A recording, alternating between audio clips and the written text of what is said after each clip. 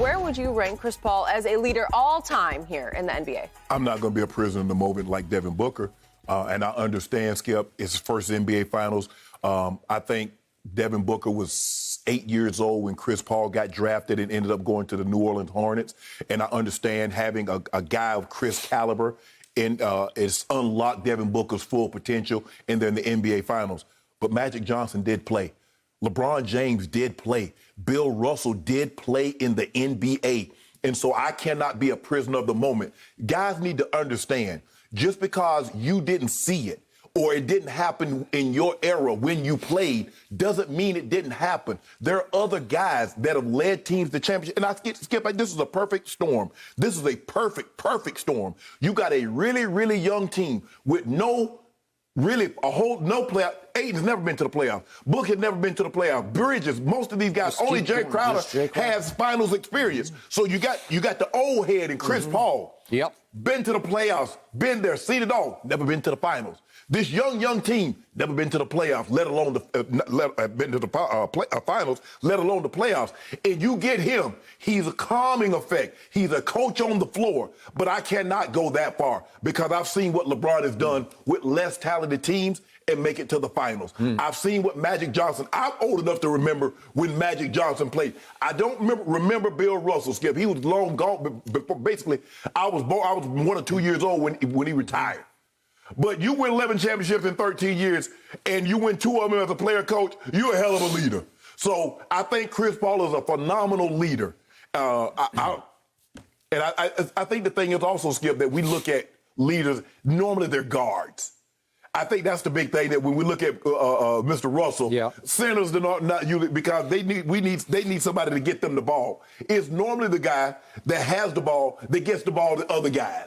So where are we going to rank Jordan now? I thought Jordan was a great leader. He was. And now all of a sudden we just disregard Jordan because what we see for CP3? CP3 is phenomenal. I'm not trying to diminish the man, but let's not get carried away because of what's transpired over the last 6 weeks and say Chris Paul is the greatest now. It went from he was the greatest point guard to now he's the greatest leader.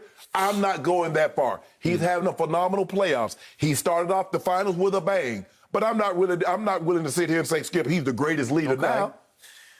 I appreciate all of that perspective. I also appreciate what Devin said because in his eyes and mind and in his life right now, Chris is the greatest leader ever because this team is firmly positioned to go win a ring here in the next week or so. Correct. So I get all that. I'll go this far. The Chris Paul I have seen last year, a year ago in Oklahoma City and then this season in Phoenix is becoming, as he mellows, one of the greatest leaders ever. Yes. I need to see this get finished off. But if it does get finished off, it's going to shoot him way up my ranks in leadership. Okay. And again, I'm going to rank Magic at the very top for the reason you said. He did have the ball in his hands, and he was a true point. Yeah. And he was the true leader of the Showtime Lakers.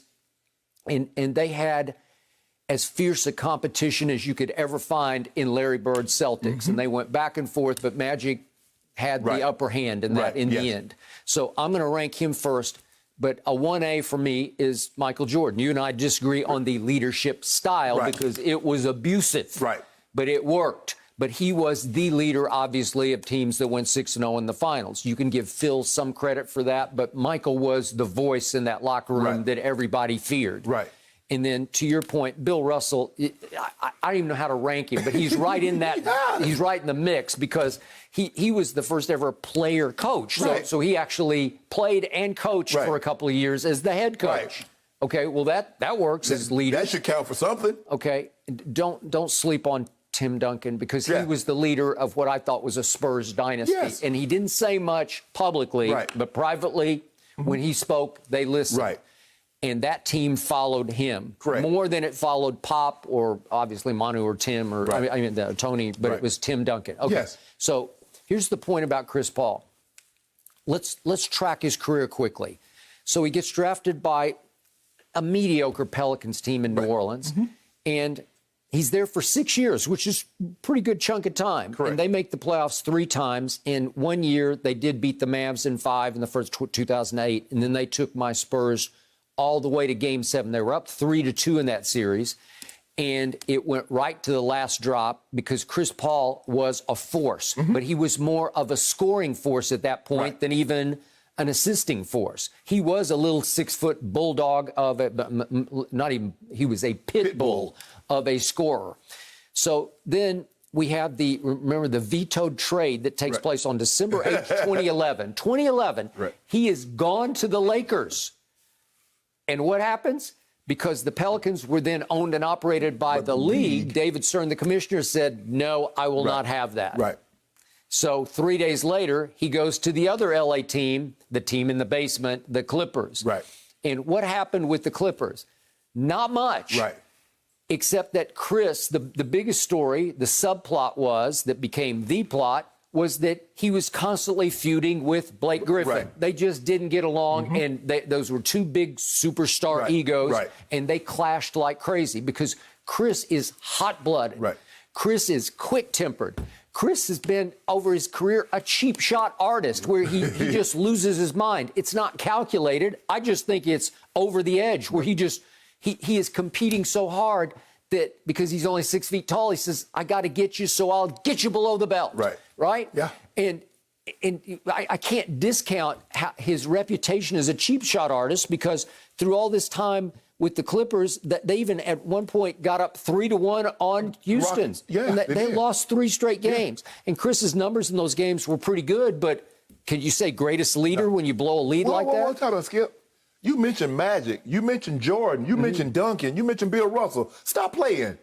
You know who the leader is. Okay, I'll put him in there. LeBron. Yeah, they put him in there. You put him at the top of the list. I don't put him at the top of the list. No, he's don't do that. Don't do that, Skip. Don't do that. I'll give him about 5th on my list. You ought to be ashamed of yourself. No, I'm not. But he does belong up in there, and that's a fair point on your part. So I give you that. But so what happens to Chris Paul? It gets so bad with the Clippers, they finally say, we can't do this anymore. Right. And he winds up in Houston with James Harden, and it was nothing but feuding back and forth between those two, clashing. This town ain't big enough for the both of them, right? Yeah. And it got so bad that after 2 years, and they did have obviously a 3-2 lead on Golden State when Chris pulled his hamstring because he was perpetually getting hurt in the playoffs in big moments. Then what happens? The Rockets said, we got to get rid of him. And so they said, we're going to trade for Russell Westbrook, but we're going to have to give up 4 first-round picks to do this because part of the bounty was to get rid of Chris and his salary to Oklahoma City. And silly me, when he got shipped to my hometown of Oklahoma City, what did I think? That he was being put out to pasture. It's kind of like, Skip, you tried to sell the house, but you got to throw the furniture in to make sure the house to get the deal done. Am I right? And so I pitied Chris Paul because I thought, God, this team is in a straight-on rebuild right now where you're going to be stuck with a lot of young players and you're just going to have to play for your check, and that's about it. And you're just going to kind of slowly fade into the sunset. And what did they do that first year? There's Shai Gilgeous there, and there's Lou Dort. They made it. They made it to the playoffs, and they pushed the Rockets. They went 44-28. They tied for 4th in the Western Conference, but they ended up in the 5 seed on the tiebreaker. But still, 44-28. That might have been Chris Paul's greatest achievement, right? It might. Well, this will be his greatest achievement. That'll be his second greatest. But I'm saying that set the stage for this. Yes. And then it was still a fairly quiet maneuver when he winds up in Phoenix. It's not like we did our whole show on Chris Paul goes to the Suns. Well, it was beautiful because it was right on time because Devin Booker was ready to become a star. DeAndre Ayton was almost ready to become a star. Skip, I had him. I said it'd be a 4 or 5 seed. I did not see it. Nobody saw this coming. Okay. So we're talking about greatest leader. Well, somehow he's mellowed out. And all the stories last night after the game was about, we clashed all year. You know, we had to find ourselves. And Chris Paul clashed with Devin Booker, and Chris Paul was all over DeAndre Ayton. But as Monty Williams said, we had a meeting of the minds where Chris Paul made peace with everybody. And you know how it happens. You've been around for 16 years, and you finally say, I guess I got to kind of just chill a little bit, right? Yes. I got to swallow some of my pride in the way I do it because maybe my way isn't the only way to do it. And all of a sudden, great things started happening. Skip, if you go someplace and everywhere you go, there's a stench, you're it. Yep. Think about that CP3. Everywhere you go, there's a disagreement. There's an argument somewhere. Yep. And the only common denominator is you. So it might be you. But Skip, this is the perfect storm. Think about it. Book, really young. Perfect. Ayton, really young. You couldn't be Mikal on Bridges, really young. You're right on time. It's perfect. And listen, to your point of last week, your backup, he's pretty good. Yes. So when you need a little rest, they don't drop off at all. Right. In fact, they sort of speed up. Right. The RPM goes up with campaign. I think that the biggest thing for Chris, that what Chris needed to understand, your leadership style can't be one way for everybody. Yeah. You have to understand, some guys need you to ride them a little bit. Some guys need you to put your arm around them and say, hey, bro, hey, I know you better than that. Yeah. I know you can make that play. I'm counting on you to make that play. Some guys you be joke, hey, bro, my wife could have hit that shot. So you just got to find a style. But to come in there like, everybody, it's not going to work.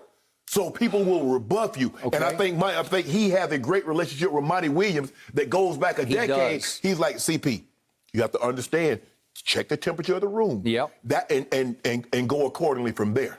I would agree. And I heard a story last night from Devin Booker. He said they had some team bonding parties early on. And he would tell his friends after the party, you know, that was Chris Paul. Right. He was at my house. Right. That was that guy, Chris Paul. Everybody knows LeBron James started a team bonding. We go in the movie. Okay. We got wine night. All right. Guess what else we got? Okay. You get beats. We dress in alike with the suits. Okay. The Tom Brown suits. Don't do that, Skip. That man number one and you know it. I got it. But my point that you're missing about Chris was Devin Booker is in awe of Chris Paul. Right.